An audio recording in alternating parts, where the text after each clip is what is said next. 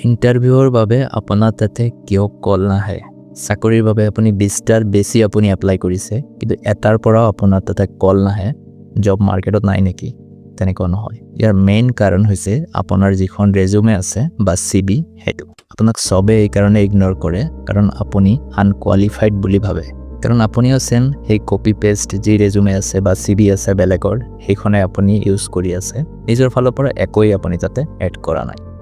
HR-ৰ হাতত ইমান সময় নাথাকে যে আপুনি যিমানখিনি আপুনি ৰেজুমত লিখিছে সেই গোটেইখিনি এটা এটাকে পঢ়াৰ ইমান সময় নাথাকে। চ' ইয়াৰ কাৰণে কি কৰিব?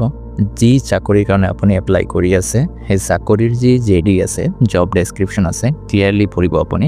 তাতে কি কি স্কিলৰ ৰিকুৱাৰমেণ্ট হৈ আছে, কেইটা স্কিলহে আপুনি বুলেট পইণ্টত লিখিব, আৰু যিবোৰ আপোনাৰ এক্সপিৰিয়েঞ্চ আছে বা এডুকেশ্যনেল কোৱালিফিকেশ্যন আছে বা যি আপুনি তাতে ডেছক্ৰিপশ্যনত মেনশ্যন কৰিব বিচাৰে, গোটেইখিনি যাতে ক্ৰিপছ এণ্ড পইণ্টত থাকে, বুলেট পইণ্টত থাকে, যাতে HR-এ ক্লিয়াৰলি চাব পাৰে।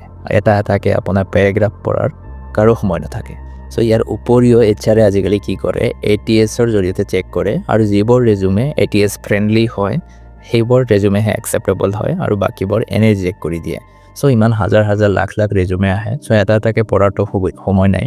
গতিকে গোটেইখিনি কম্পিউটাৰাইজ বা AI-ৰ জৰিয়তে চেক কৰে, আৰু যিবোৰ ATS ফ্ৰেণ্ডলি হয়, নৰ্মেল হয়, সেইবোৰ ৰেজুমেহে একচেপ্ট কৰে। আপুনি যদি ভাবিছে ফটো লগাইছোঁ, পূৰা কালাৰফুল ডিজাইন, হেডাৰ ইয়াতে কিবা তাতে কিবা, সেইবোৰ ৰেজুমে কেতিয়াও একচেপ্ট নকৰে।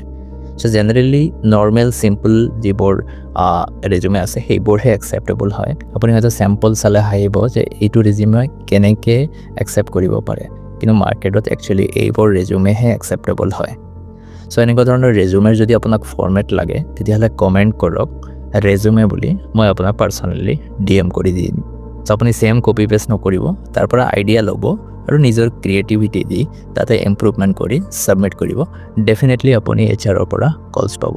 All the best.